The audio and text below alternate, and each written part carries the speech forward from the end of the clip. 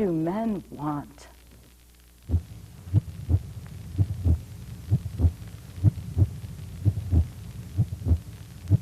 Manifests itself in relationships, and you feel it in relationships, and they can be very powerful spiritually.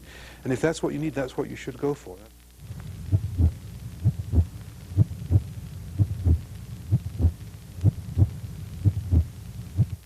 And she said, oh, I'm going to go do a sweat lodge this evening.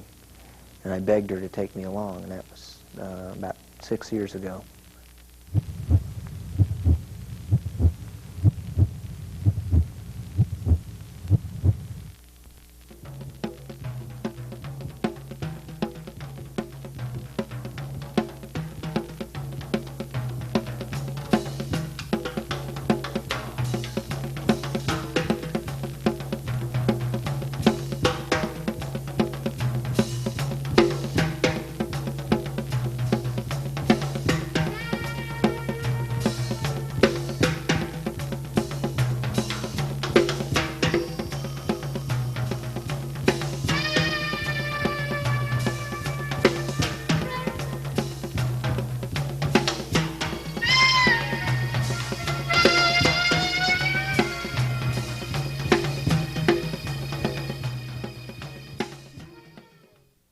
Welcome to Speaking of Men. You're watching public access television from Albuquerque, New Mexico. I'm your host, Mike Rivas. We're speaking today about men and volunteerism, and we have some special guests with us from the Special Olympics. First, Mr. Barry Smink, who is 3.5-year director of the New Mexico Special Olympics, and also Mr. Peter Todd, who is the co-chairman of the Special Olympics Winter Games. Welcome to the program, guys. Happy to be here. Well, we're happy to have you. Let's start out and just have you give us a little bit of purpose of the Special Olympics. Our purpose is to provide sports training, athletic competition, and physical fitness programs for children and adults with mental retardation. That's the basic goal. That is our basic purpose. Would you like to tell us a little bit about when you were first organized and how you came to be and who the organizers were? And Oh, we were organized by Eunice Kennedy Shriver, who was President Kennedy's sister, and they also have a relative who's mentally retarded. And they were looking at ways that they could improve the quality of life for those with mental retardation. And literally in their backyard, they started a day camp program. In those days, think 20, 25 years ago, and what those attitudes were, a lot of folks didn't even think that people with mental retardation could participate in sports. So it started very modestly that way through some federal funding and through the Kennedy Foundation. They started similar programs throughout the country. And first competition was at Soldier Field in Chicago, 1968. And from those humble beginnings, now there's a similar program to ours here in New Mexico in all 50 states, District of Columbia, and over 100 foreign countries. And there's a total of 1 million plus athletes in the program today. actively involved. Actively involved. Million people. You have some things coming up, and let's talk a little bit about when and where your next events will be, and also where they'll be held. Okay, Would you like to do that, Sure. Peter, answer Pete? that. Well, it's the Winter Games coming up February 21st through the 25th.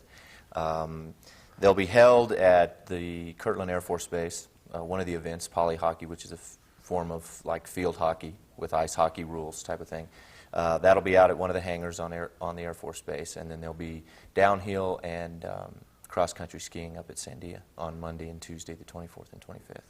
Of February. February, so that's just the end of this month. Yeah, it's coming up pretty quick.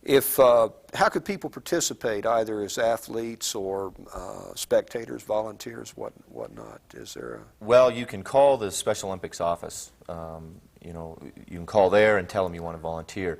As far as athletes go, the registration for that, they've been training for this. A little background is before every event you have to have 12 weeks worth of training. That's required. And then you have to register and you have to have a qualified coach, certified coach. And so it's a little late for athletes, but if there's athletes that do want to get involved, then we want to know you're out there, and we want them to get a hold of the office for future events that are coming up, and we want you to come out to the competitions now. What was the number they could call? They can call 883-5525. And of course, you guys are in the book just listed as New Mexico Special Olympics. And if they call we have a number of volunteer opportunities for them. And believe me, we'll put them to work. Just ask Peter. He came in much like that about 3.5 years ago, and now I think he thinks he has 2 full-time jobs. well. So what is your role in organizing and running the Olympics? Basically, I mean, I know you're executive director, but what are some of the things that you would try to do?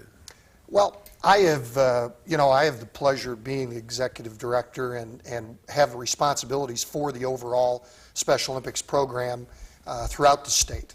And that means all activity, whether it's the competition, the training, whether it's fundraising, public relations, the organization and administration. We have a very small staff, and the majority of our work is done through the volunteers. We have a network of about 3,000 volunteers, and when I look at or think about that aspect of it, I guess the major part of my job is in finding super individuals like Peter, about 3,000 of them, to actually deliver the program. We're, as staff members, more trainers, facilitators, and mentors for them so they can deliver the program. We give them the tools. They're the ones that actually deliver the program to the athletes. We'll come back in just a minute. We have a short clip from our friends at Parent Craft, so we hope you'll stay with us because we will be right back. When your child misbehaves, act immediately if possible. Draw your child to you and remain calm. Keep it as short and private as possible. For example, show your disapproval by saying firmly, "It's not okay for you to tease your sister like that." Welcome back to Speaking of Men. I'm your host, Mike Rivas. Joining us in the studio today are Mr. Peter Smink, Executive Director of New Mexico Special Olympics, and Peter Todd. Did I say Peter Smink? Yes, you did. Barry Smink, Executive Director of New Mexico Special Olympics, and Mr. Peter Todd, Co-Chairman of the Winter Games. I'll see if I can get my other foot in my mouth a little later for you guys. And we're talking about Special Olympics, but we're also talking about men and volunteerism. Before our break, Barry was telling us that he kind of coordinates and directs what is primarily a volunteer effort. And Peter, I wanted to ask you as a volunteer, what has been, and you've been doing this for a few years. Coming up on about 3.5. Right. So what's been the most satisfying aspect of your involvement to this point? Well, bottom line, it's the athletes. I mean, dealing with them. My first exposure when I called up to see about volunteering, I was just kind of giving them some marketing help, and was asked to help a little bit more in the summer games, which are at the end of May, as athletic director in charge of track and field. And I was a little apprehensive, didn't know really what to do, and got involved, and I was hooked ever since. So that's 3.5 years worth. Yeah, pretty big hook. Barry, what kinds of people become involved in making? Is there a profile for someone volunteering for Special Olympics? Or? Really, there isn't, and we've done a lot of research on that, and they come literally from every background, rich, poor, young, old. They come from professional lines of work, literally every different walk of life, and it's kind of neat to see that all come together, and to see how well these people from diversified backgrounds. And I really think it takes the people from the different backgrounds to really do a good job in delivering the Special Olympics program. That's great stuff. You were saying you're going to have about how many youngsters involved this time? About 250? It'll be about 250. And they've been preparing all over the state for about 3 months now or so? Roughly about 3 months, yeah. They'll train. Some teams will play a little bit longer, but officially you're supposed to be training for 12 weeks. What are some of the rewards or benefits for the athletes, young people that get involved in this? I think, all the values of sports, and we think that sports is probably the quickest way to build self-esteem, to build self-respect for the individual, to teach that individual to work within the constraints of rules and regulations. It gives them an opportunity to excel and to achieve. And we don't look at the sports program as being a means to an end. We see that the skills that they learn on the athletic field, in the gymnasium, and in that sports arena transcend into life skills in the classroom, in the community, and on the job. And I really think that that's a very important part of what we end up doing.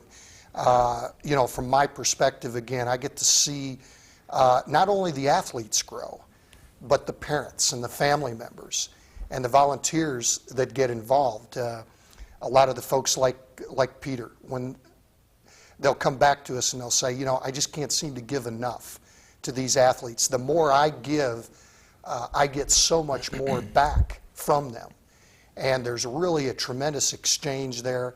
I think through the Special Olympics program, it's opened up a lot of new opportunities for our athletes in the workplace and in the community, because I think the general public has looked at them and said, gee, if they can do this and do these sports, why can't they work for me? Why can't they be my neighbor? Why can't they be part of my community and part of my society? And I think that's a very important thing, that we've given them that forum for life skills and things of that nature. So the focus goes way beyond just youngsters competing in sports. It's an attempt to create a wider vista for the parent and the child, and to understand that 100 years ago, someone who's handicapped was going to probably be forced to lead a pretty limited life. Even 25 years 25 ago. years ago. And that's changing, and it's changing Absolutely. because of, someone gave me one of those little kind of mental attitude sheets, and I was listening to you talk, and one of the little points on it was that giving and receiving are the same thing. Yeah. And that certainly seems to be true in your organization. Do you have any special insights or suggestions for men who are watching this program who might be thinking of becoming involved in Special Olympics, or other voluntary community? Just the importance of volunteerism. Well, if you're interested in getting involved with, I got involved mostly because I like kids, and so that helped a lot. But if you're looking to try and do some things as far as athletics or sports are concerned, just give a call and see, because these kids are some of the most rewarding athletes to deal with, coaching them in any of the number of sports. There's 12 sports in New Mexico, and if you're looking to try and get involved with something like that, the easiest thing, the question I always hear is, how did you get involved with Special Olympics?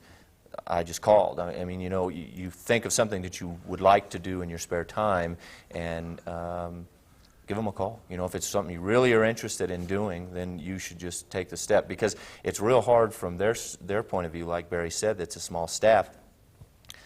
All the volunteers out there aren't always called that want to volunteer, so it helps when they take the initiative to get in touch with the office, or any office, any kind of volunteering programs, and make that extra effort to try and get involved. And you guys are not going to take any money out of their pockets or any of that, and probably not a great deal of time. They would come down and see you. And it's what you want to give to it is what you can. As much time as you want to go, that's as much time as we want to have you. When we first, begin to talk to that individual, we want to find out. We have so many needs, whether it be coaching or working with a games management team, which is the leadership, putting together those competitions. Working in public relations, and or working on fundraising or resource development type activities for us. And our volunteers do a number of different things.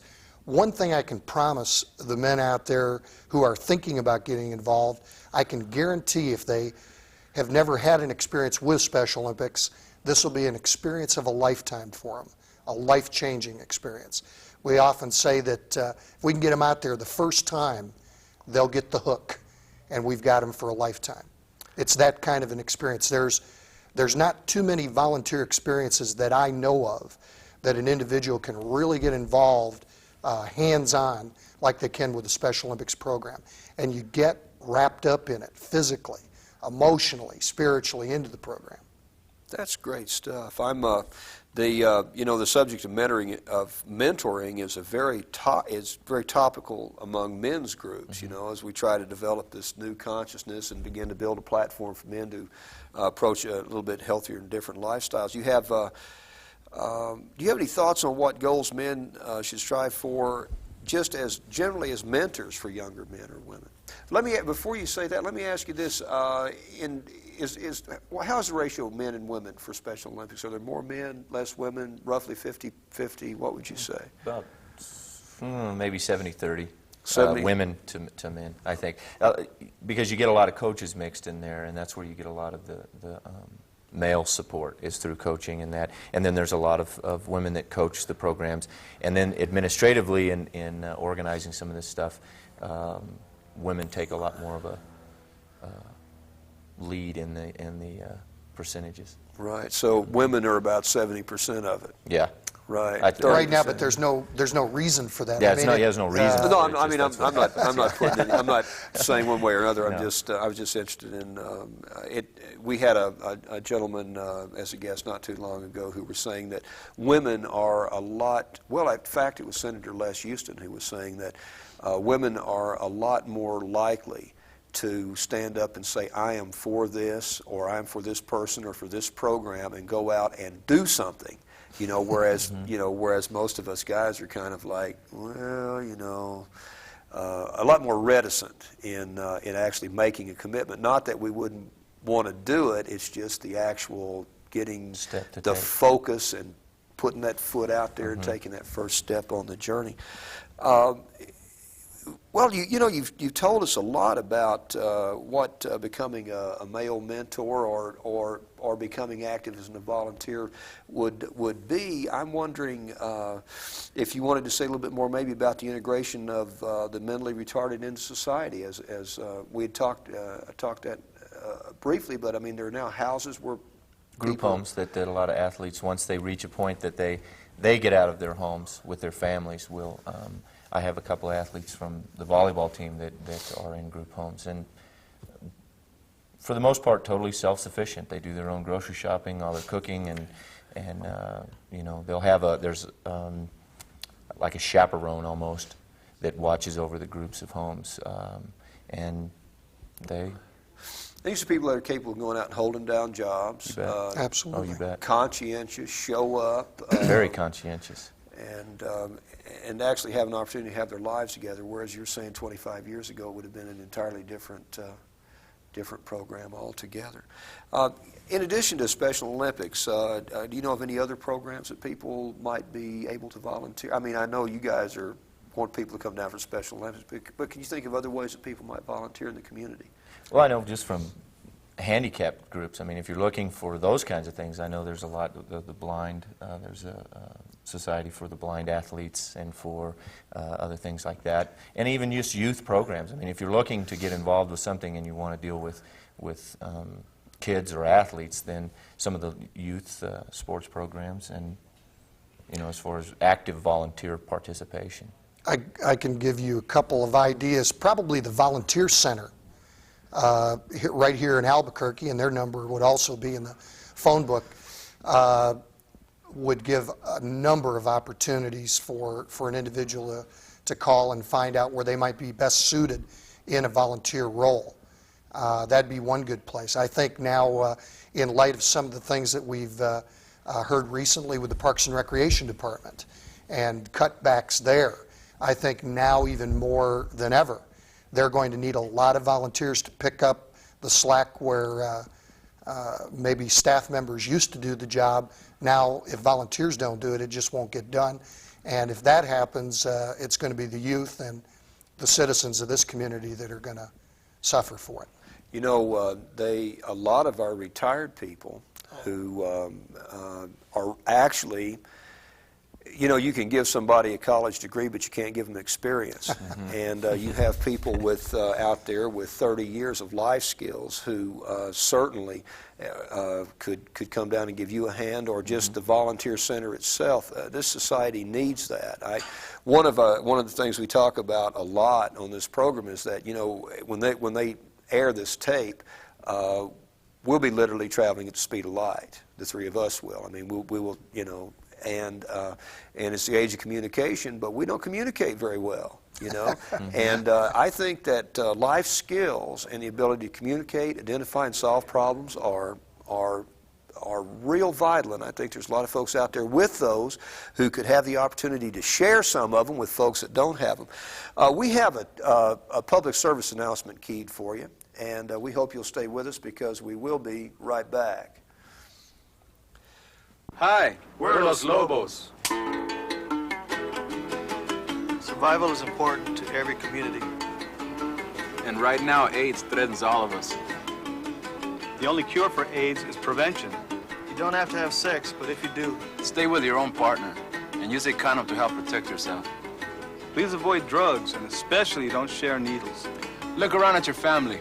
And your community. That's who you're saving, because survival means preventing AIDS. Welcome back to Speaking of Men. This is Public Access Television coming to you from Albuquerque, New Mexico. I'm your host, Mike Rivas. Our guests today are Mr. Barry Smink, who is the Executive Director of the New Mexico Special Olympics, and Mr. Peter Todd, who is the co-chairman of the Special Olympics Winter Games here in New Mexico. And we're talking about volunteerism and men and the opportunity for people who want to give a little bit back to be involved in something that would be good for them as well as the people they were trying to help. Pete, would you tell us a little bit about it's Adopt a Team? Yeah, it's a pretty new program. Really what they're looking to do is have organizations, businesses, even high schools could do it. You go in and you pick a team, say a Manzano team, which is one of the Special Olympics teams, and you follow them through either the year, hopefully the year, or one of the state games coming up. So you track their progress, you go to the practices, you go to the games, offer any kind of support, and it doesn't necessarily mean monetary things. So I mean, if you're looking to do a team and you don't think, well, we don't know if we have any funds to support them, that's not what we're looking for. We're looking for volunteers that can come out as a group and support these athletes all the way through their games, throughout the whole year. I mean, there's 5 major state events during the year, so you'd have a lot of activity, and the teams compete in them every year. I mean, so you're going to always have a lot of athletes in there. So, a business could come out and say, we're going to look at supporting Manzano, and they follow them all the way through.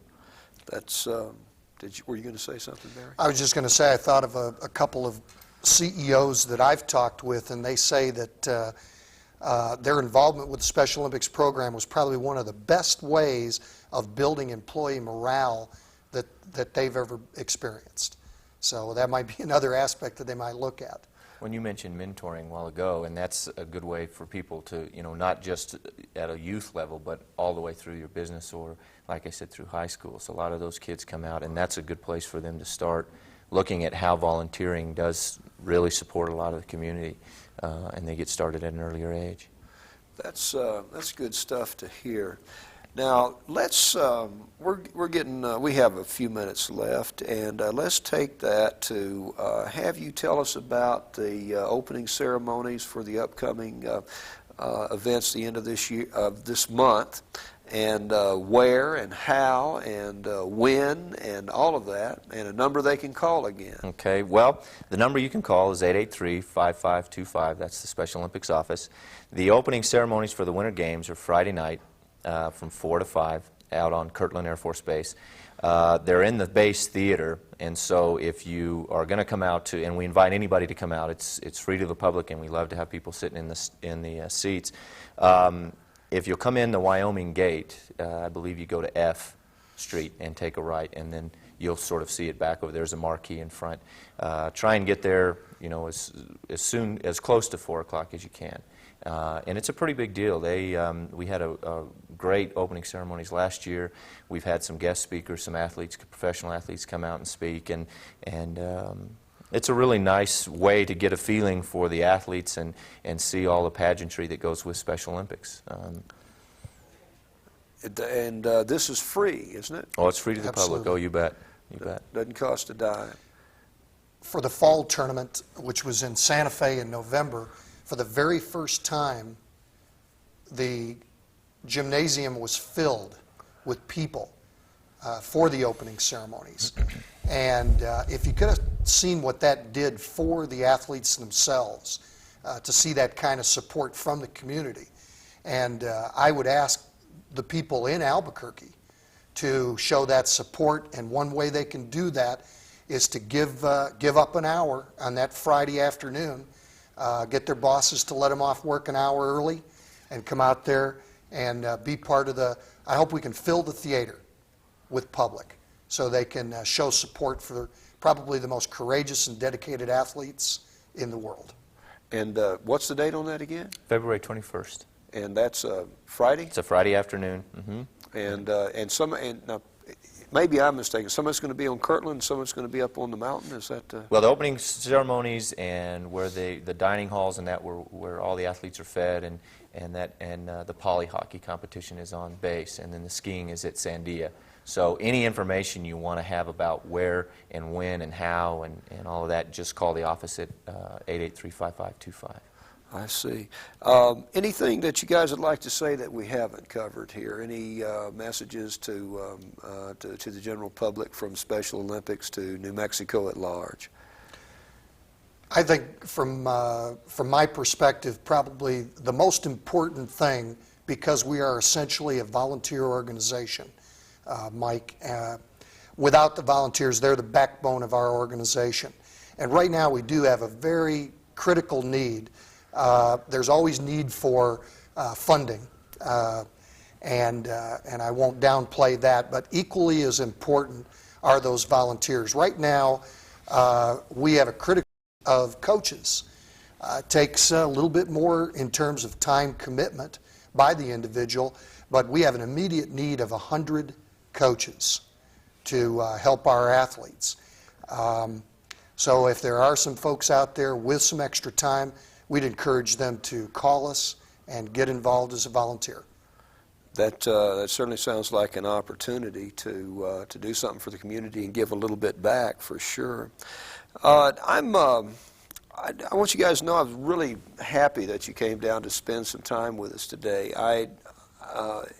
It's spread my horizon of what Special Olympics is about considerably. I didn't realize it touches not just the youngster involved in the athletic event, but it also touches the family. This has been Speaking of Men, and we hope you'll come back and see us again. Thanks for joining us. Check your local listings. Bye-bye.